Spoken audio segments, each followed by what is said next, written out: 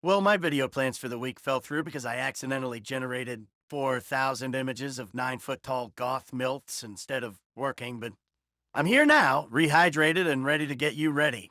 Remember to send me any questions you have or what you want to see in future videos. Now for the news. I got a comment from Beauty Lover 7123 asking about Civit's new on site image generation system, which I hadn't really given much thought to be honest. Well, I tried it out, and I was having the same problem she was. I can't download directly to my phone, but if you have an account, you can go to your created button, the Q tab on the site. You can go on there on your computer, download the image there, and I guess you could send it to your phone if you wanted. If I come across a better way, I'll let you know. Two articles came up recently about vid to vid control nets, what we like to call AI rotoscoping. For those of you in the audience too young to have seen the original Hobbit movie, rotoscoping is where they take a live action video and paint 2D images over the actors, and you get this funky, unique animation style.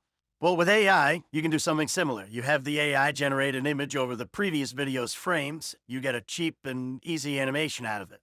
Anyway, the articles by Nerve OS and eFastCureX are tutorials on how you can use control nets to improve AI animation. Worth a look. People have been getting some improved results this way. Quick update on last week's story about LCM real-time image generation. Saw a post by Harmeet Gab. Fuck it, you can read. Some guy demonstrating the integration of this quick AI generation system into the free Photoshop program Krita. Looks like there's a group of people headed by Ackley trying to beat the big companies to the punch on this one while they wring their hands over bullshit that doesn't matter.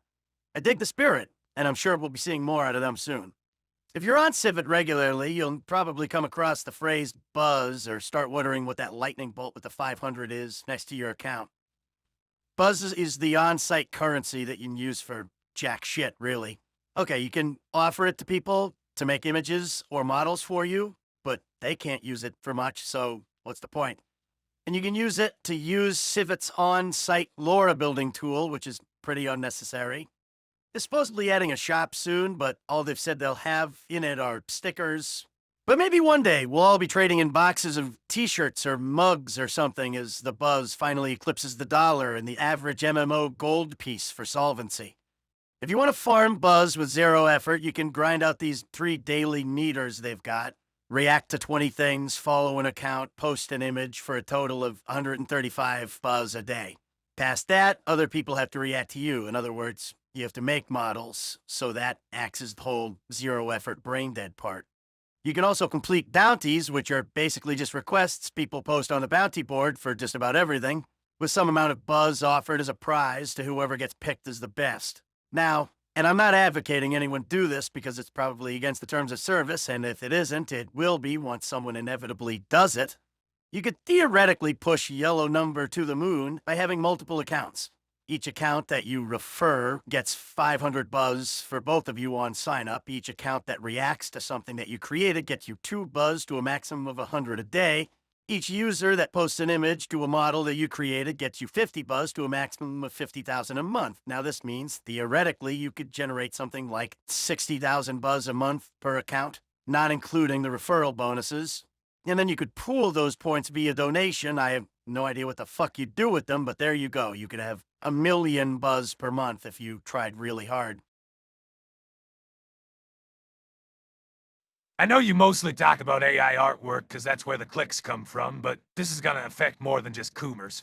We've all seen forums, message boards, especially the anonymous ones, run over roughshod by shills and assholes. There are whole boards on 4chan that are practically unrecognizable for how much they're flooded with bullshit that doesn't technically violate the rules, but muscles the regular content off the front page. With AI chatbots, that's gonna crank up to 11,000 one of these days. You're not even gonna have to pay anyone. Just program a bot to bump any thread with certain keywords at regular intervals to repost threads when they get to post limit, and all the natural threads will just naturally filter down to the bottom of the page and disappear.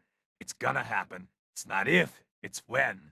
And there might be no defense against it. It might kill 4chan and every other anonymous posting site, and you don't want to know what happens after that.